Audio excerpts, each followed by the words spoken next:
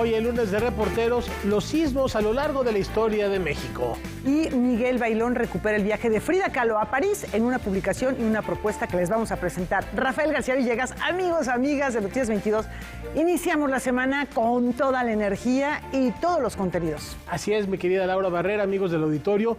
Hola a Laura Regis en la traducción de Lenguas de Señas Mexicana. Toda la actitud iniciando la semana y además con muy buenas noticias. Lo estamos cantando desde la semana pasada. Anunciándolo, Rafa, qué emoción. Emocionados por saber quién era el ganador de la Bienal, Mario Vargas Llosa, que se llevó a cabo en Guadalajara, Jalisco, y ya hay un nombre de... Pues vamos a verlo, ¿no? Vamos a conocerlo. Rodrigo Peredo nos tiene el reporte completo desde la Perla Tapatía. Adelante, Rodrigo. A lo largo del fin de semana, la quinta Bienal Mario Vargas Llosa reunió a diversos autores e intelectuales para entablar una conversación sobre los temas más urgentes para las letras en los tiempos recios. Entre los más destacados estuvo la escritura, como un arma de paz. Yo creo que en ese poder pequeñito que tenemos los escritores, lo que sí podemos seguir haciendo es contribuir a esas paces pequeñitas, individuales, a esas paces que alivian a las personas consigo mismos, consigo mismas, con sus conflictos. La escritora y dramaturga Claudia Piñeiro participó en la mesa Nuevas Miradas para la Literatura en Español y junto con Miguel Ángel Oeste, Teresa Ruiz Rosas y Ana García Bergua resaltó el papel de las nuevas generaciones y cómo en un breve periodo de tiempo ha cambiado la forma de dar vida a los libros. Pero también a mí como escritora me impresionó mucho de encarar la escritura y de construcción del personaje 17 años atrás y cómo tenía que pensar ese personaje hoy. En aquel momento Inés decía cosas como, por ejemplo, cuando uno piensa, y hoy Inés ya no diría cuando uno piensa, sino diría cuando una piensa, por más que sea correcto, que una mujer puede decir cuando uno piensa, pero mi personaje y yo misma me siento rara diciendo cuando uno piensa si me refiero a mí, y entonces diría cuando una piensa, y como eso encontré un montón de marcas del lenguaje que cambiaron muchísimo en estos 17 años. Personajes e historias para la paz. La literatura como reflejo de su tiempo y la violencia política fueron otros de los temas que se abordaron durante el encuentro.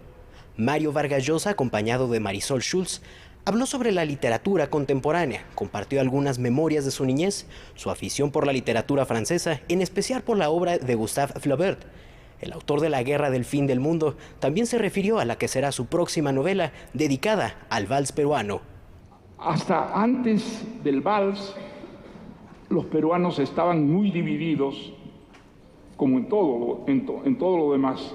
Había la música campesina, la música indígena, había la música de clase media y había una música de la élite que generalmente pues era una música que venía de España.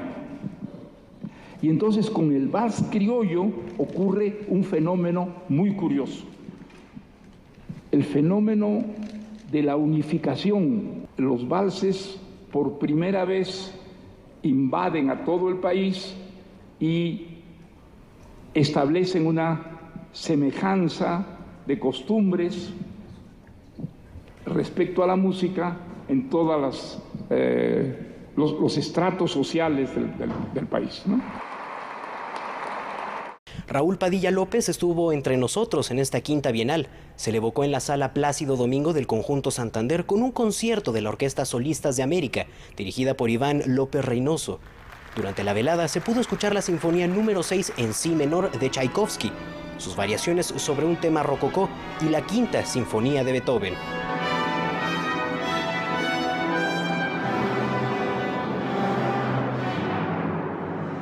Como última actividad se realizó la ceremonia de clausura y llegó el momento más esperado por el público. El jurado de la Quinta Bienal anunció al ganador del premio de novela Mario Vargas Llosa. El jurado otorga por mayoría el quinto premio bienal de la novela Mario Vargas Llosa a El peso de vivir en la tierra de David Toscano. La novela tiene mucho que ver con la literatura rusa y con Don Quijote, y precisamente ahora que me preguntabas de mi amor literario, los dos libros que me cayeron cuando era relativamente adolescente, pequeño, fueron Don Quijote y Crimen y Castigo, y desde entonces son dos de mis libros preferidos. En esta novela combino las dos cosas. Don Quijote es un hombre que lee novelas de caballería y quiere ser héroe, caballero andante, y mis personajes leen novela rusa y lo que quieren es ser este tipo de personajes rusos, alcohólicos, prostitutas, asesinos, tuberculosos, oficinistas pequeños, e incluso probar un poco de lo que podría ser la vida militar, incluso viajar al espacio. Una vez que uno se vuelve quijotesco, empieza a vivir las novelas, no solamente las lee.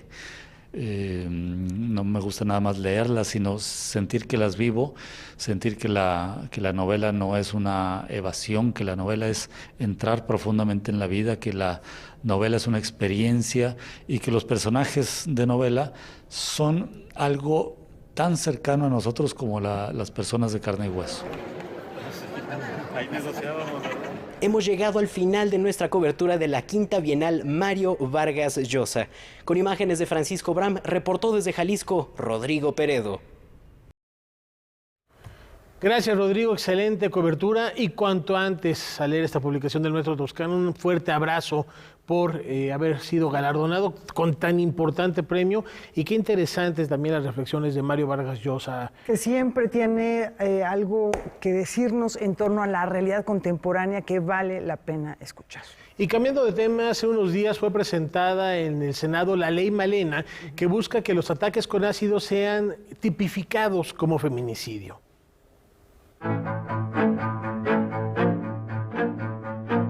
Los ataques con ácidos y otras sustancias corrosivas contra las mujeres son una de las formas de violencia más visibles y extremas que existen.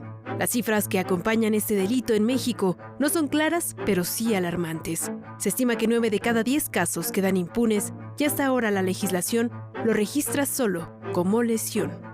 Con el objetivo de tipificar estos ataques como una tentativa de feminicidio y transfeminicidio, la saxofonista y activista María Elena Ríos impulsa una reforma a nivel federal que busca sancionar la violencia ácida.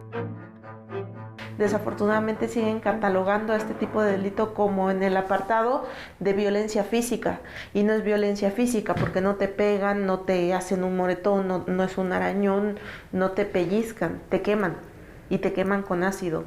Por tanto, se tiene que estandarizar el término como está de manera internacional como violencia ácida.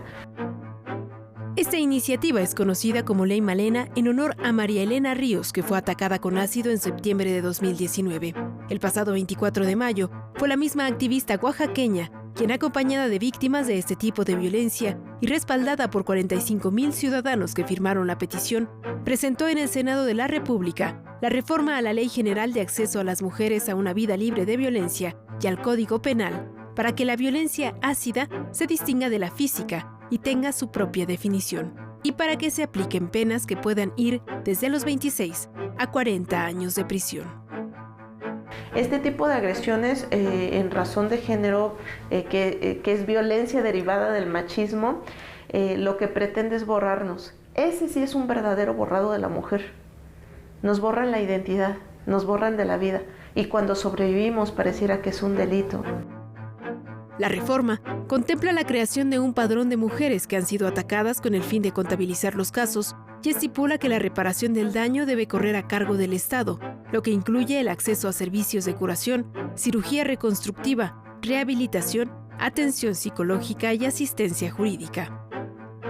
Esto va a permitir que las mujeres tengan esa oportunidad de un proceso que les garantice la justicia, que tengan oportunidad a no estar mendigando tratamientos médicos y sobre todo que se sientan seguras. Tenemos el derecho a reconstruirnos porque no nacimos quemadas. La petición es que esta iniciativa sea considerada a nivel federal para que se aplique en todas las entidades del país. De ser aprobada, Los congresos locales tendrán un plazo de 120 días para implementar la ley.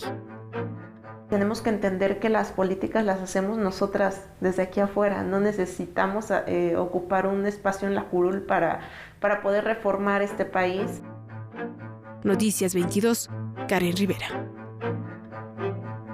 Bueno, cambiamos de tema. ¿Qué mujer más valiente? Una entrevista para Noticias 22, para nuestra compañera Karen Rivera. Qué bueno que se estén haciendo estas iniciativas y que de algo tan terrible pueda surgir una ley que proteja a otras víctimas.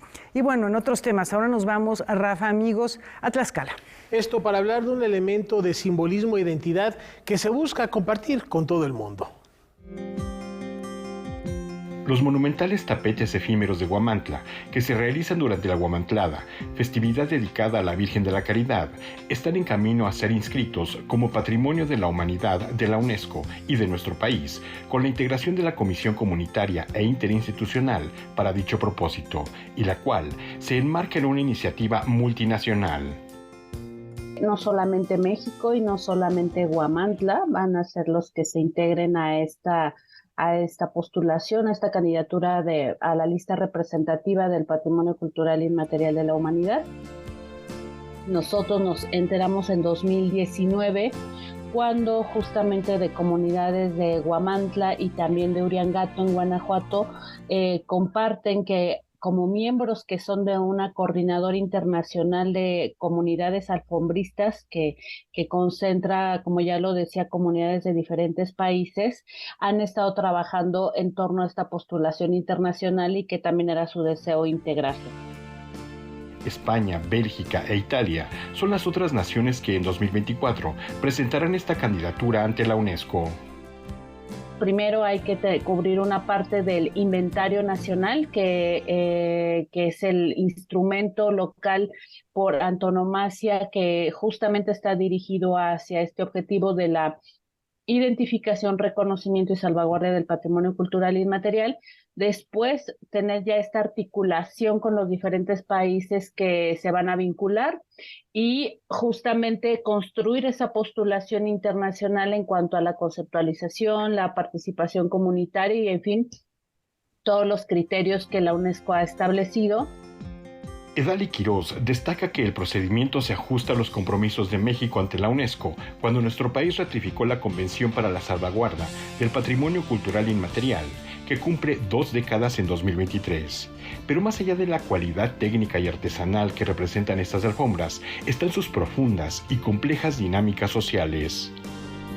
En esta parte del sentido de identidad le aporta ese rasgo distintivo, ¿no? No estamos hablando, por ejemplo, de los materiales, sino de la carga simbólica de identidad que tiene para las comunidades. Entonces, en ese sentido, creo que la parte más fuerte de lo que sustenta al alfombrismo, hablándolo como una actividad colectiva, es justamente eso, ¿no? Que alrededor del alfombrismo se teje todo el entramado comunitario de organización social. Noticias 22, Víctor Gaspar. Junio llega cargado de teatro para todos los gustos y todas las edades. En la antesala del tercer encuentro internacional de artes escénicas para la primera infancia. Esta mañana la Coordinación Nacional de Teatro dio a conocer su programación escénica para el mes de junio, que incluye estrenos y montajes para públicos de todas las edades. Las actividades comenzarán en el Centro Cultural del Bosque con la primera edición del ciclo Albricias Diversas, un espacio en el que resuenan las luchas y conquistas de la comunidad LGBTIQ+. Que se presentará en la sala CCB de este Centro Cultural del Bosque y se comprende de 5 puestas en escena que invitan y hablan sobre la diversidad y sobre la problemática que vive esta comunidad. Entre las puestas en escena que conforman el ciclo, encontramos las obras Balaná de Alex Orozco, Cómo deconstruirse del patriarcado sin morir en el intento de Leticia Pedrajo y Blanco Fácil de Santiago Salazar. La primera función tendrá lugar el jueves 1 de junio y la última el 2 de julio. Cada semana habrá un montaje diferente. Y luego tenemos dentro de nuestra programación regular 9 estrenos. Estrenamos Vilma en la sala Javier Villaurrutia. Estrenamos también dos puestas en escena que vienen del programa Nuestras Latitudes, una que es Mr. Bright y otra que es La Lista. Tenemos también el estreno de Aleteo, que es de la Compañía Nacional de Teatro, en el Teatro Julio Castillo. Este es un texto de David Gaitán y bajo la dirección de Isabel Toledo. Hacia finales de junio, el Centro Cultural del Bosque será sede del tercer Encuentro Internacional de Artes Escénicas para la Primera Infancia, que presentará 7 obras y contará con grupos internacionales de Argentina, España y Alemania. El Encuentro Internacional de Artes Escénicas para la Primera Infancia, que es espectáculos dedicados a bebés de 0 a 3 años, inicia el 20 de junio y hasta el 25 de junio. La programación completa con las fechas y horarios de cada espectáculo están disponibles en el sitio web teatro.inba.gov.mx y en las redes sociales de la Coordinación Nacional de Teatro. Para Noticias 22, César H. Meléndez. Antes de la pausa les platicamos que la poeta de origen nicaragüense Gioconda Belli fue designada ganadora del Premio Reina Sofía de Poesía Iberoamericana. Además de una dotación económica, la distinción contempla la edición de un poemario antológico y un acto académico sobre la autora. Y bueno, pues actualmente la poeta, novelista también, tiene 74 años y reside en Madrid, así que bueno, pues le mandamos una felicitación, ¿no? Muchas felicidades. Y están viviendo momentos difíciles, ella igual que Sergio Ramírez. Recordemos que le retiraron la nacionalidad nicaragüense por cuestiones políticas. No obstante, el trabajo y su obra prevalecen y superan cualquier frontera. Efectivamente. Y con esta información nos vamos a una muy breve pausa.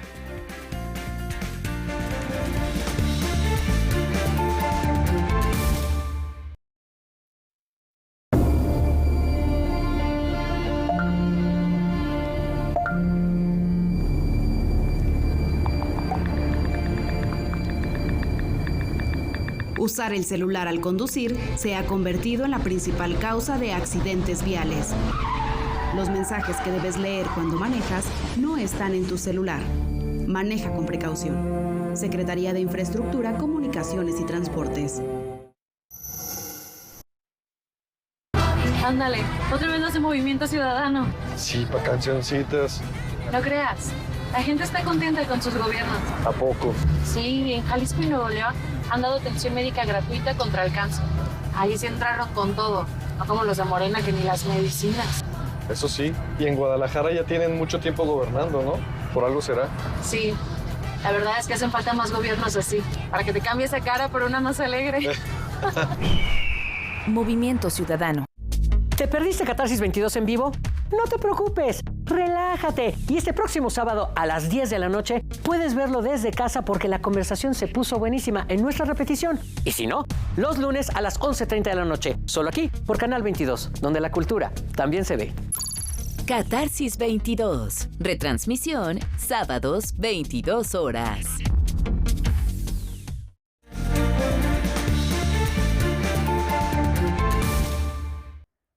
Defensor y divulgador de la riqueza patrimonial otorgan honoris causa a Francisco López Morales. El Consejo Universitario de la Universidad Autónoma del Estado de Morelos otorgó el doctorado honoris causa al doctor Francisco Javier López Morales, un destacado arquitecto que se ha convertido en uno de los principales embajadores de la cultura de nuestro país. El doctor Francisco Javier López Morales fue pieza fundamental para que la UNESCO considerara Patrimonio de la Humanidad 20 propuestas mexicanas, incluida una ubicada en el poniente de la Ciudad de México. Te lo digo con una claridad de memoria que me queda grabada. En el año 2004 en Suzhou, en China, iba yo con Catalina Corcuera, que estaba como responsable en aquel momento de la Casa Barragán. Hicimos un lobby impresionante y terminamos por lograr el reconocimiento de una sola casa habitación, pero que tiene ese duende y ese quid de entender la magia del espacio. Y la luz y el color, que Barragán es característico de eso. Su formación como arquitecto influenció directamente en su forma de percibir el patrimonio nacional, material e inmaterial. Encuentra una relación directa entre el entorno, la cultura y las tradiciones.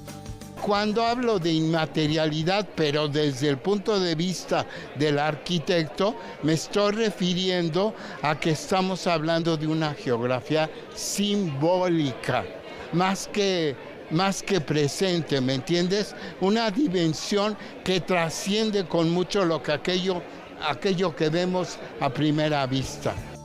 Su trabajo ha estado ligado desde hace décadas al estado de Morelos. Ahora desarrolla un proyecto sobre las haciendas azucareras y el Día de Muertos. Ese estado de Morelos es un verdadero crisol de valores importantísimos a nivel cultural, a nivel étnico, a nivel antropológico y de hallazgos arqueológicos que todavía no terminan por darnos una imagen clara y un retrato de lo que este país tiene.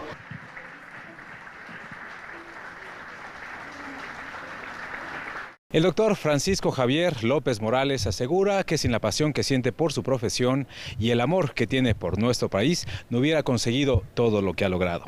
En las imágenes, Óscar López y Juan Manuel Arcos, desde Cuernavaca, Morelos, Julio López. Las costumbres de comida, de alimentación, pueden ser un buen indicio para leer y entender toda una cultura, como lo confirmamos esta noche en Rincón Nippon.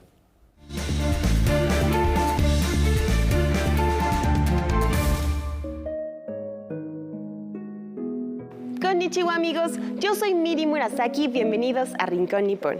Hoy les comparto una recomendación de Fundación Japón en México y la Unidad de Administración y Finanzas, en la que nos invita a conocer más sobre Japón a través de su cine.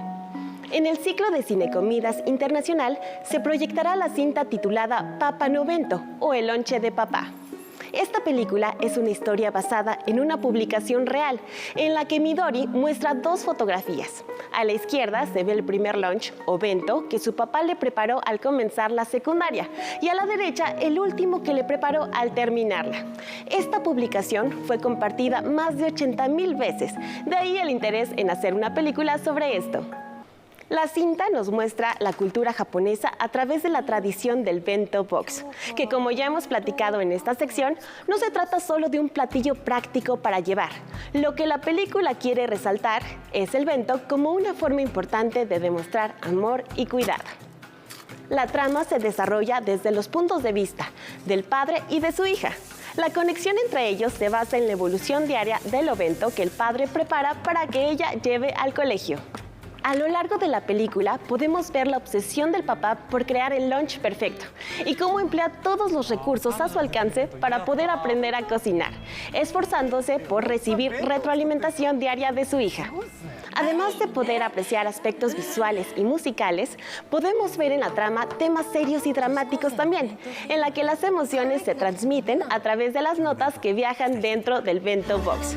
Si te interesa sumergirte en la cultura japonesa y descubrir más aspectos culturales relacionados con ella, no te puedes perder esta película. El miércoles 31 de mayo en el auditorio de la Secretaría de la Cultura a las 15 horas. La entrada es libre. Para conocer más sobre esta y otras actividades de Fundación Japón en México, visita sus redes sociales. Yo soy Miri Murasaki y nos vemos a la próxima por Rincón Nippon. ¡Sayonara! Muchas gracias, Sayonara Miri. Y bueno, pues Uganda sienta un precedente muy negativo en lo que a inclusión y respeto a los derechos humanos se refiere. Vamos a ver esto.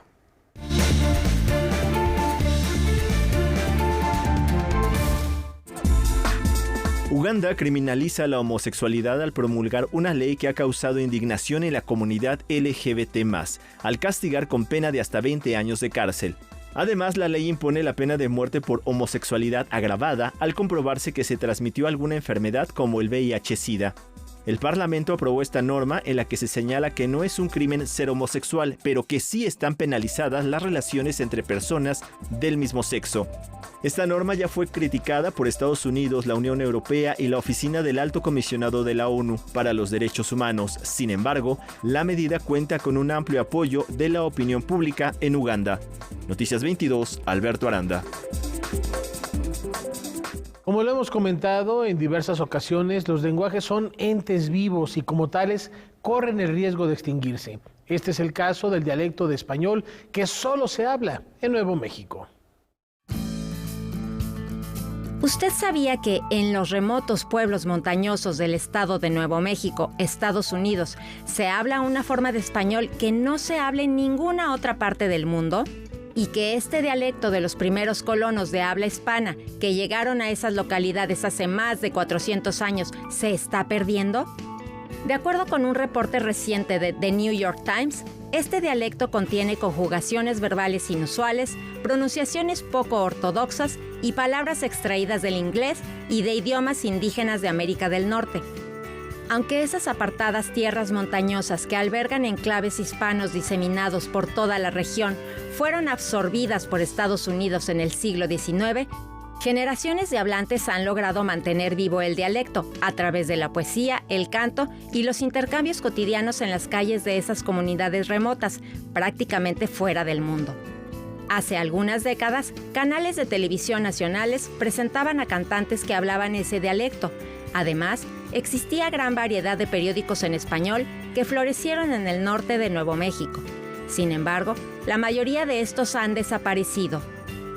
En el pueblo de Cuesta, en las montañas cubiertas de nieve Sangre de Cristo, algunos residentes de 50 años o más aún hablan el dialecto del español de Nuevo México, pero en Albuquerque, la ciudad más grande del estado, está siendo eclipsado por el español de una nueva ola de inmigrantes. Los lingüistas creen que esta habla se cristalizó a finales del siglo XVI, cuando una expedición colonizadora de mezclas lingüísticas y étnicas se estableció en esas tierras como parte de la competencia europea por el Nuevo Mundo, incluso años antes de que se fundara el primer asentamiento inglés en América del Norte, en Jamestown, Virginia, en 1607. Frente a una miríada de desafíos económicos, culturales y climáticos, la región, que constituyó la franja norte del Imperio Español, pero que quedó aislada del mundo exterior, está perdiendo este tesoro lingüístico. Para Noticias 22, Katia León Monterrubio.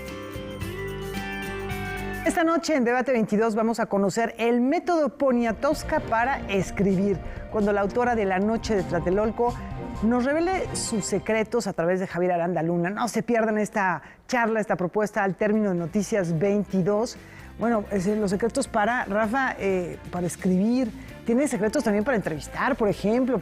Realmente es una mujer que tiene particularidades en todas las áreas de su quehacer artístico o cultural. No, y estoy viendo aquí las publicaciones de Twitter que se están promoviendo precisamente a propósito de debate, de la diferencia entre hacer periodismo y hacer novela. Va a estar muy interesante, no se lo pierdan hoy a las 9 de la noche, terminado este espacio formativo, Debate 22.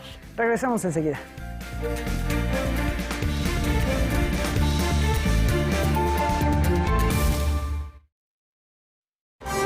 Un viaje emplumado a través de todos los ámbitos donde surgen fenómenos culturales. Yo soy Fernando Rivera Calderón de la barca en que me iré y me da mucho gusto saludarlos desde esta vieja cabina de radio. Me canso ganso.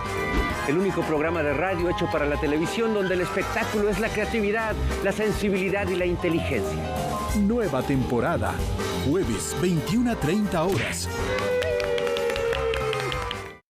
Un espacio donde se habla de curiosidades, literatura, arte, ciencia y mucho más. Un programa que habla de lo que todo el mundo habla, pero nadie dice en televisión. Porque los temas más trascendentes publicados en la revista también los encuentras en la televisión. Algarabía TV, un programa para aprender, para saber más cosas, programas también para divertirse y pasársela bien. Algarabía TV, viernes 21:30 horas. Ficunam 13, Movie, presenta. Lo que la carta diu molt clar és que a final d'estiu s'ha de deixar les terres i punt, i no hi ha més.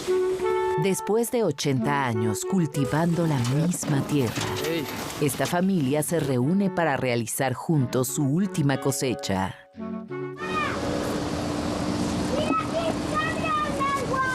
Una historia sobre la pertenencia a una tierra, a un lugar. Alcarrás, en Cinema 22 de 5 estrellas. Domingo, 22 horas.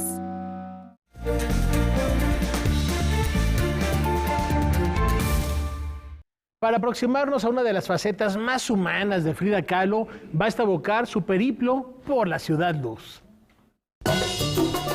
En 1939, Frida Kahlo viajó a París para presentar sus obras, pero el viaje soñado no sería del todo placentero. Este periodo en la vida de la pintora es el que aborda Miguel Bailón en el libro y obra Moi Frida. Pues me llama la atención pues desmitificar un poco todo lo que se dice, porque hay muchas cosas que se dicen sobre Frida, muchas leyendas urbanas. Lo que me interesaba precisamente era encontrar más allá de lo que ya se ha escrito a una Frida más humana. Este proyecto comenzó en el 2007 cuando le pidieron a Bailón escribir una obra. Esta investigación lo llevó a revisar los archivos de la Casa Azul, el Centro Pompidou y el Museo del Louvre.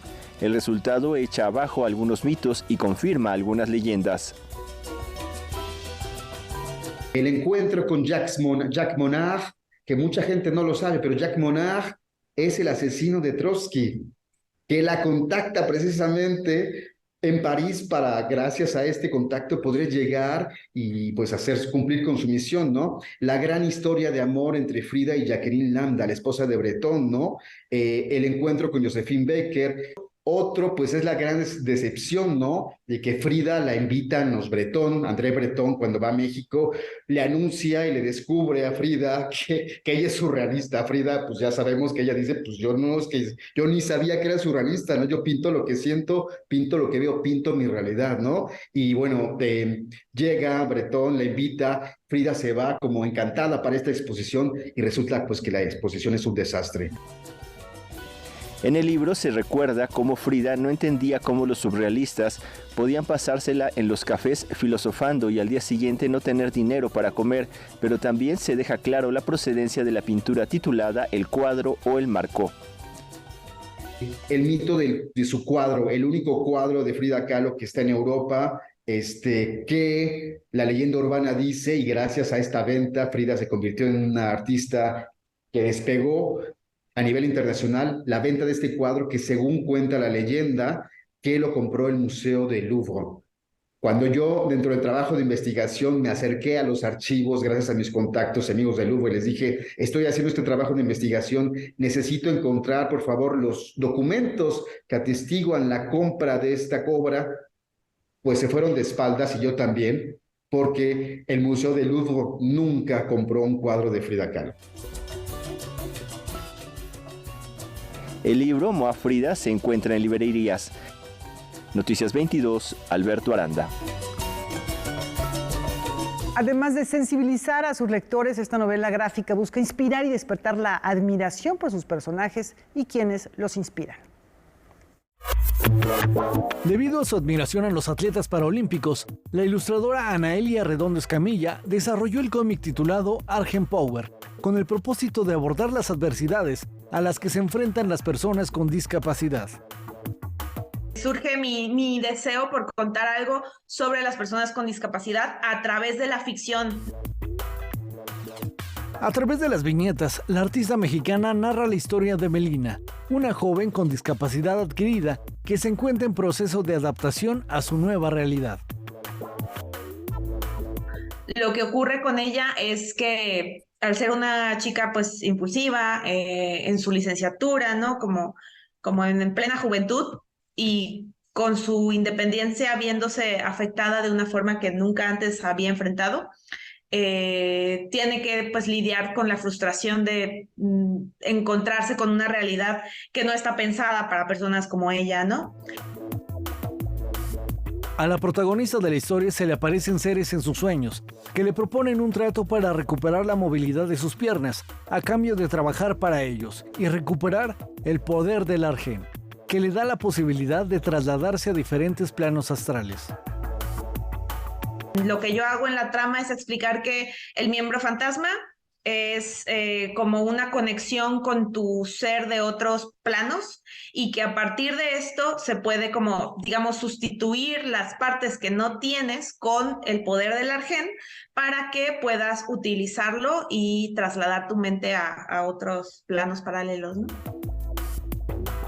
Este año saldrá a la luz este proyecto que comprenderá 5 números, con una versión online que será gratuita y una física con material adicional. En próximas semanas, la artista dará los detalles y fechas de publicación a través de sus redes sociales. Y espero que disfruten Argen Power porque pues le puse mucho corazón. Para Noticias 22, Óscar Cortés. Autor de incansable y refinado sentido del humor, esta noche recordamos al autor de Herejes.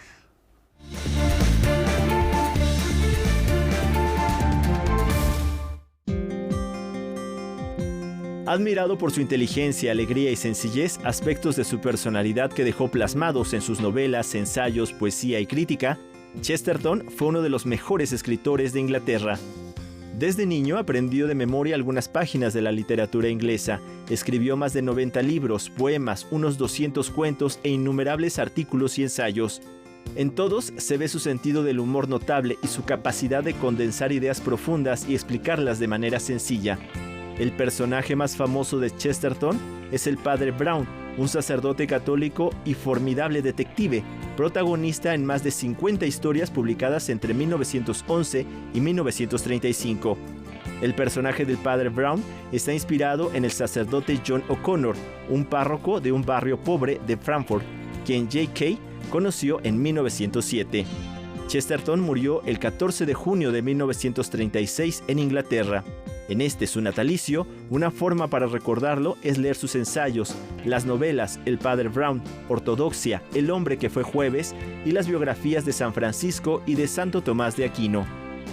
Noticias 22, Alberto Aranda.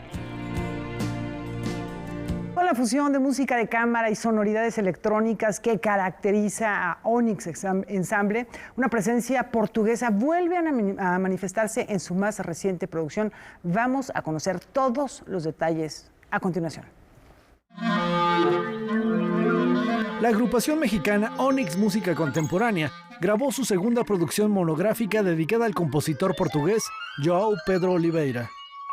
Son piezas muy distintas porque cubren, yo diría que cubren casi 20 años y que fueran siempre que fueron tocadas por Onyx. Entonces es esa conexión entre las distintas obras casi que muestra una evolución del pensamiento de compositor.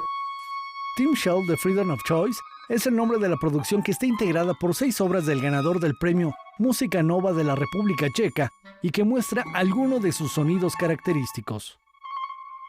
Uno de ellos, quizás lo más importante, es la relación que hago entre instrumentos y electrónica. Eso quizás para mí es un punto fundamental de mi lenguaje musical. Es una especie de música que nos habla de qué podríamos haber sido si tomáramos tal decisión y qué podríamos llegar a ser si tomamos otra. En ese sentido es una invención en términos de caminos y posibilidades, ¿no? Sin duda hay una evolución entre la pieza más antigua, que es la pieza para flauta y electrónica, y la pieza más reciente, que es la pieza para el cuarteto. Y al mismo tiempo que se siente que son distintas en la forma de la estructura, la forma de la construcción de la frase musical, la forma de la construcción armónica, etc., se siente o se espera que se sienta para quien escucha una conexión que nos dice, bueno, esta es la obra de João Pedro Oliveira y no de otro compositor. A lo largo de su trayectoria, João Pedro Oliveira ha compuesto ópera, música de cámara, electroacústica y composiciones orquestales.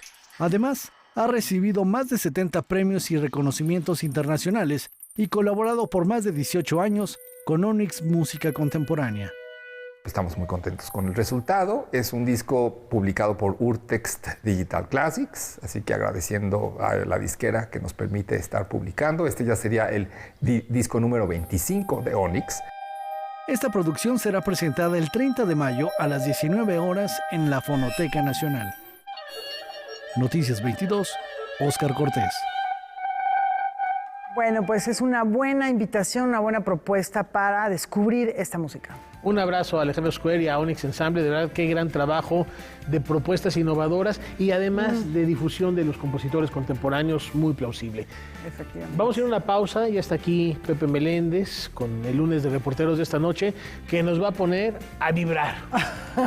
Bueno, dicho muy eufemísticamente. Eufemísticamente. Ya van a ver, regresamos enseguida.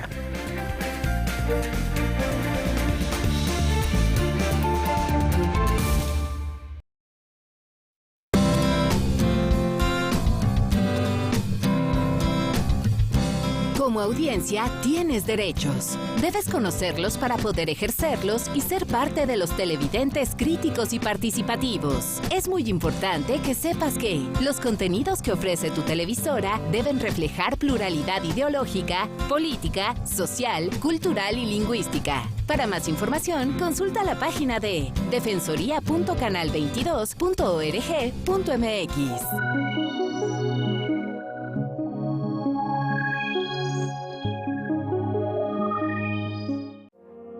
FICUNAM 13, Comisiones FICUNAM, presenta Camarera de Piso.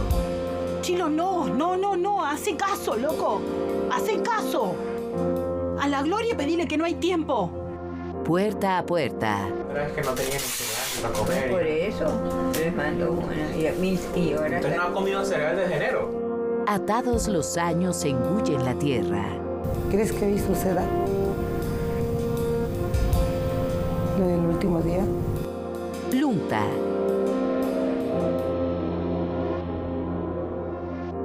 Teponaztli.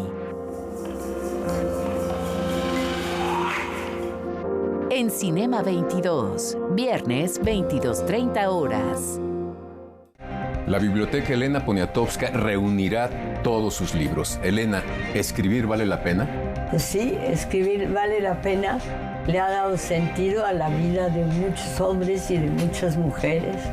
Y yo agradezco mucho tener esa vocación. Los esperamos aquí con Elena Poniatowska después del noticiero. Hoy, 21 horas.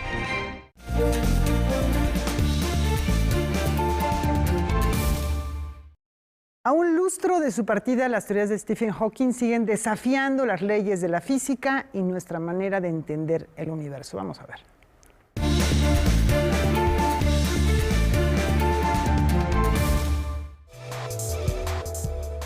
Thomas Hertog trabajó durante más de 2 décadas con Stephen Hawking. Juntos elaboraron una nueva hipótesis que busca cambiar la forma en que la ciencia concibe el universo, desafiando las reglas fundamentales de la física y la cosmología.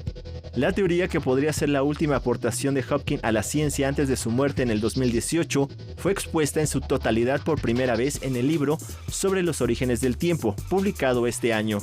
Durante años, los dos científicos utilizaron la teoría cuántica para desarrollar una nueva hipótesis sobre la física y de la cosmología desde la perspectiva de un observador. La teoría se centra en lo que ocurrió en los primeros momentos después del Big Bang. En lugar de plantearse una explosión que siguió a un conjunto de reglas ya establecidas, los científicos proponen que las leyes de la física evolucionaron junto al universo. Según esta teoría, las leyes de la física y el propio tiempo evolucionaron de una forma parecida a la evolución de la biología. Lo que se plantea es que la biología y la física son 2 niveles de un gran proceso evolutivo. Noticias 22, Alberto Aranda. Los sismos en la historia de México. Qué gran tema para un país, particularmente para una ciudad también, con estas fallas sísmicas que nos tienen, pues, temblando, como ya decía Rafa. Vamos contigo, Rafa y Pepe, al otro lado del estudio.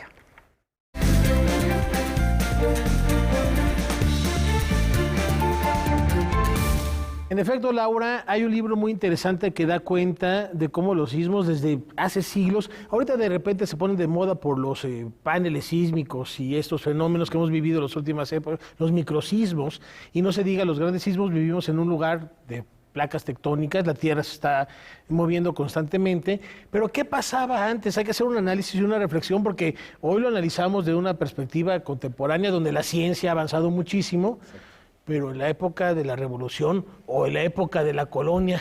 Pepe, qué gusto saludarte. Muchas gracias, Rafa. Buenas noches a todo el auditorio. Pues sí, lo que vamos a presentar a continuación es un recuento de cómo las diferentes sociedades a lo largo de la historia de México ha percibido, ha tratado de entender justamente estos fenómenos naturales. Si les parece, vamos a ver la nota.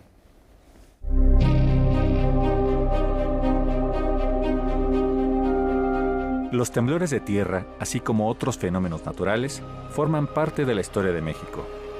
La historiadora Virginia García Costa y el investigador del Instituto de Geofísica de la UNAM, Gerardo Suárez, proporcionan un banco de datos sobre la manera en cómo y cuándo se han vivido estos fenómenos en nuestro país en el libro Los sismos en la historia de México. Para la época prehispánica había una serie de leyendas, mitos. Uno de ellos es el de los 5 soles, ¿verdad? La leyenda de los 5 soles que aparece en el Códice Chimalpopoca. Por lo tanto, eran muy cuidadosos en registrar cuándo temblaba, porque quizás ese podría ser el anuncio del fin de esa era. No solo el fin de su ciclo, que era de 52 años, sino el fin de una era completa.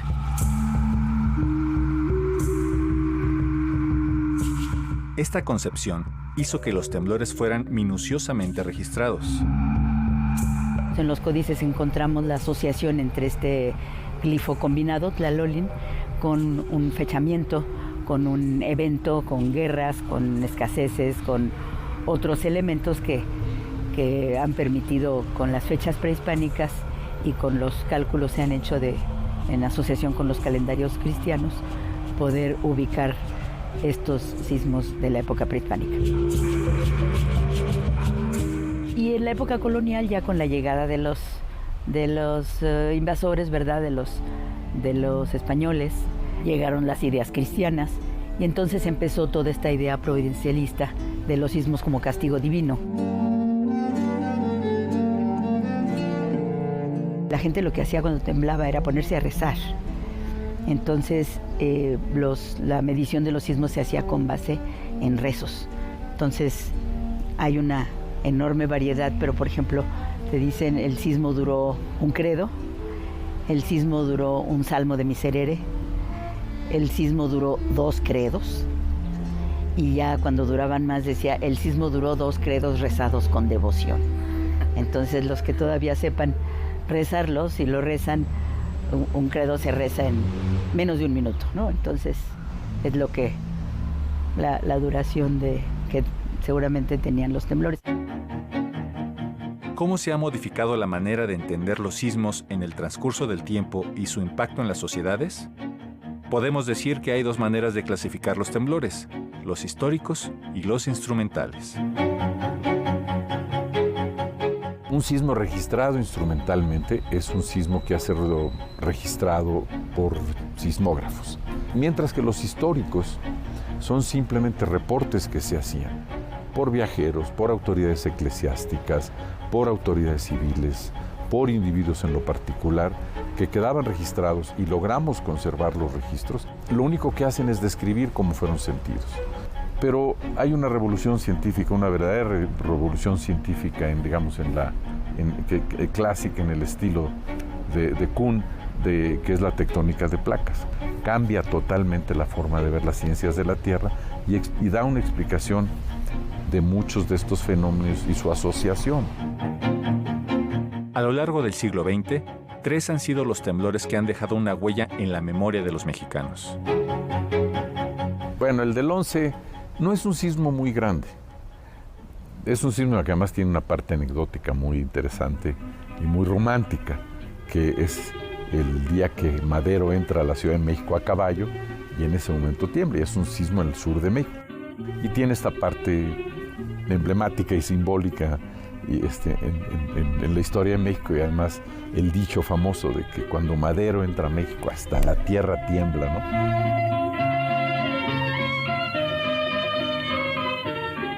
Yo creo que el del 57 fue una pequeña sacudida, pero no física, mental, que tal vez no supimos aprovechar ni los ingenieros ni los sismólogos debidamente, porque fue un sismo también relativamente pequeño, pero por primera vez vimos muy claramente que un sismo en la costa de magnitud importante, aunque no haya sido uno de estos gigantes de nuevo, producía daños muy importantes en la Ciudad de México.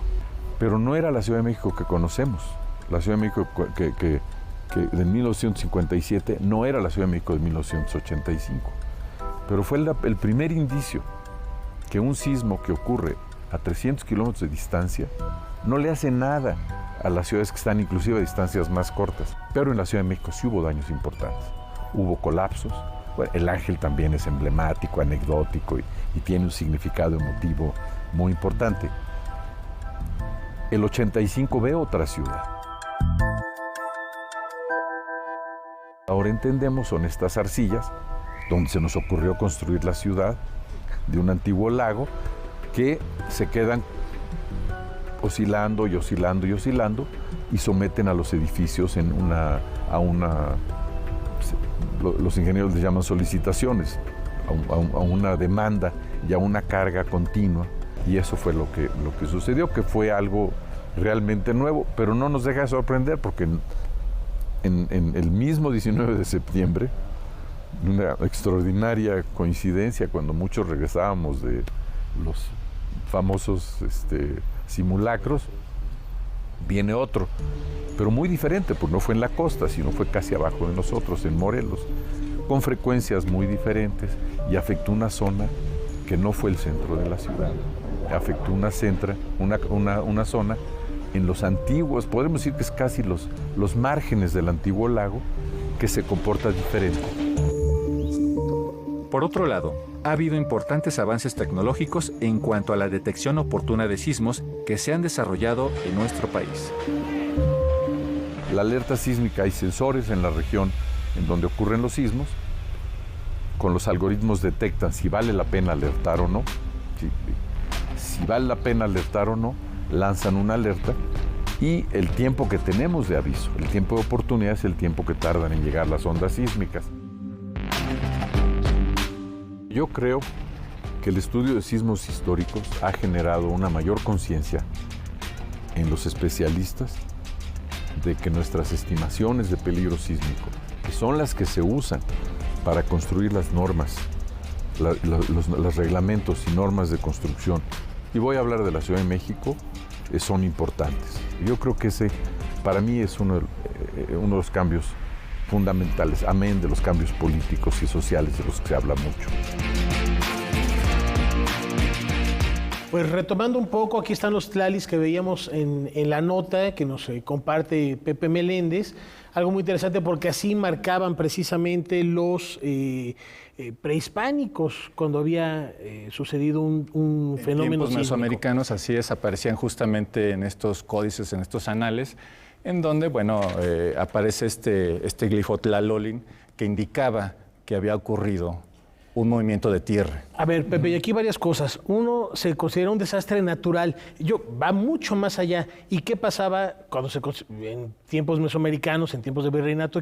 ¿Cómo se considera, cómo ha evolucionado este pensamiento con respecto a los sismos? Y también este fenómeno, lo decías en tu nota de la memoria colectiva, que es septiembre, temporada de temblores. No, tampoco funciona así. Pues lo menciona en la nota y la parte mesoamericana, esta concepción de que el sol de repente chocaba con la tierra y ocasionaba estos movimientos. Cuando llegan los europeos, pues vienen con todo el pensamiento cristiano y entonces es una cuestión de que Dios nos está castigando. Entonces esta idea de ponerse a rezar, lo que mencionaba la doctora Virginia Costa, de cómo medían de alguna manera la duración de los temblores, ¿no? a través de los rezos. Pero esto pues ha ido evolucionando pues justamente, y me parece que esto que mencionas es importante, el decir que no es un desastre natural, es un desastre social.